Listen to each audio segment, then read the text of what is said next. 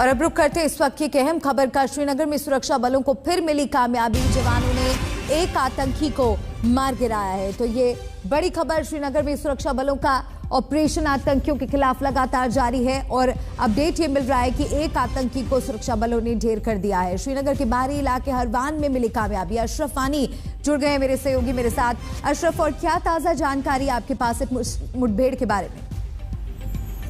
मलिका, ये जानकारी जम्मू कश्मीर पुलिस ने दी है अपने ट्विटर हैंडल से कि सुबह सवेरे जो है श्रीनगर पुलिस को श्रीनगर के खारवन इलाके में, जो कि श्रीनगर के बाहरी इलाके में शुमार होता है, वहां पर एक बड़ी सफलता मिली है जब सुरक्षा बलों ने लश्कर तैयबा के एक आतंकी को मार गिराया है और बहुत कम देर तक यहाँ पर गोलीबारी हुई है। तो जाहिर है कि कहीं न कहीं जो खबर थी जम्मू कश्मीर पुलिस के पास इस आतंकी के चलने फिरने को लेकर थी, जिसके चलते ये एक मुठभेड़ में मारा गया है।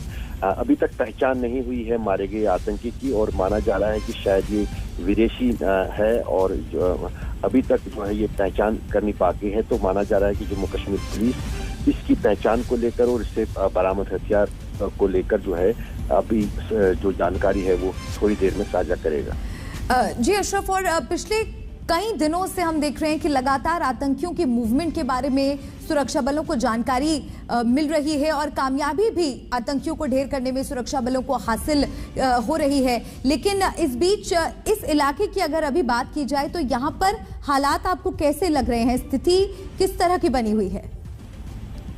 बिल्कुल मलिका, आपने जैसे कहा कि जब पिछले हफ्ते जो है जम्मू कश्मीर पुलिस पर आतंकी हमला हुआ था, उसके बाद लगातार जो है सुरक्षा बल काफी तेजी और हरकत में आए थे और उसके बाद हमने देखा कि कुलगाम में मुठभेड़ हुई, शोपियान में मुठभेड़ हुई, 5 आतंकी अलग अलग मुठभेड़ों में मारे गए हैं और आज जो है इस एक हफ्ते के भीतर तीसरी सफलता है सुरक्षा बलों के लिए, जहां पर उन्होंने लश्कर के इस आतंकी को मार गिराया है। तो जहां तक इस इलाके की बात है, ये श्रीनगर का बाहरी इलाका है, रिहायशी इलाका नहीं है और यहाँ पर पुलिस का कहना है कि खबर उनके पास थी इस संदिग्ध आतंकी को लेकर जो हारवन के इलाके से गुजर रहा था और जो ही सुरक्षा बल वहाँ पर नाके पर बैठे थे और जब वहाँ से वो गुजरे तो उसी बीच जो है गोलीबारी शुरू हुई जिसमें वो मारा गया। शुक्रिया अशरफ, तमाम अपडेट दर्शकों तक पहुंचाने के लिए। तो घाटी में लगातार आतंकी एक्टिव मोड में नजर आ रहे हैं, लेकिन सुरक्षा बल लगातार ऑपरेशन चला रहे हैं और ये तीसरी कामयाबी सुरक्षा बलों को मिली है।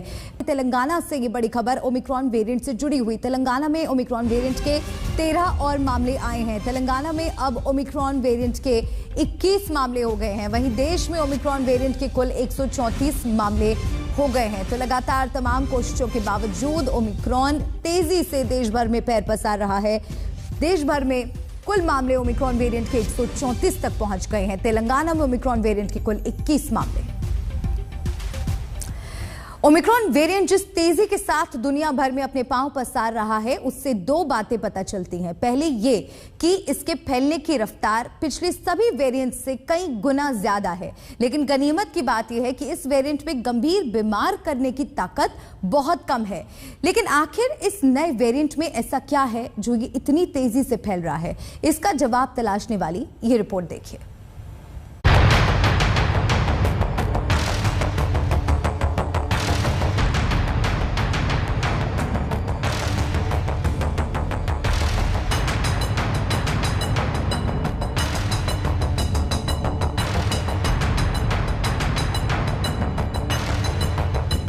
वेरिएंट ऑफ कंसर्न घोषित किए जाने के 3 हफ्ते के अंदर ही ओमिक्रॉन ने कम से कम 94 देशों में अपनी उपस्थिति दर्ज करवा दी है। There are some early studies from the UK that have looked at household secondary transmission, looking at higher secondary transmission as compared to Delta, but again, it's still early. Omicron जितनी तेजी से फैल रहा है, उसके बारे में पता लगाने की रफ्तार उतनी तेज नहीं है। लेकिन ये अब पक्का हो चुका है कि ओमिक्रॉन संक्रमण फैलने में तो तेज है, लेकिन गंभीर बीमारी बनाने में डेल्टा से बहुत स्लो है। The Omicron variant is a change in its genetic sequence that has changed the shape and changed the ability of that spike protein to attach to human cells and enter the human cell, and that's probably what's giving it its transmission advantage. Omicron variant को अब तक का सबसे powerful variant कहने की एक बड़ी वजह यह है कि यह बेहद तेज रफ्तार से फैलता है।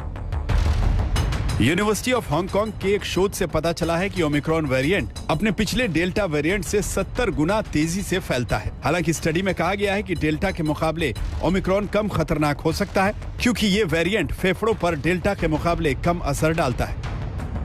स्टडी से साफ है कि भले ही ओमिक्रॉन के इतने गंभीर लक्षण नहीं होते कि अस्पताल जाने की नौबत आए, लेकिन चिंता की सबसे बड़ी बात यह है कि ये वेरिएंट नेचुरल इम्यूनिटी और वैक्सीन से बनी एंटीबॉडीज को भी मात दे रहा है। Omicron can get into the inside of a lung cell, will be much more faster and will evade even the vaccine. Omicron variant में वो सभी चीजें हैं जो कोरोना की नई लहर को जन्म देने की ताकत रखती हैं। ब्रिटेन, अमेरिका, दक्षिण अफ्रीका जैसे देशों में ओमिक्रॉन ने अपना असर दिखाना शुरू कर दिया है। भारत में भी ओमिक्रॉन का खतरा बढ़ने लगा है, जो आने वाले दिनों में बड़ा चैलेंज साबित होगा। ओमिक्रॉन एक ऐसा वेरिएंट है जो कि फिक्र दिलाता है। हम देख रहे हैं बाहर के देशों में इसका प्रभाव, और हमें इस वेरिएंट को फेस करने के लिए तैयारी करनी चाहिए। जो ये कर सकता है वो इमर्ज हो रहा है, समझ भी आ रही है, लेकिन जो भी हो, हमें किसी भी चुनौती, पेंडेमिक की जर्नी में जो भी मोड़ आएगा, उस चुनौती को समझने के लिए, फेस करने के लिए हमें तैयार रहना है। ओमिक्रॉन के खिलाफ भारत की नीति फिलहाल वेट एंड वॉच वाली है। दुनिया के 35 से ज्यादा देशों में भले ही बूस्टर डोज को ओमिक्रॉन की काट माना जा रहा हो, लेकिन भारत अभी भी बूस्टर डोज के बारे में सिर्फ सोच ही रहा है। मिलन शर्मा के साथ आज तक ब्यूरो।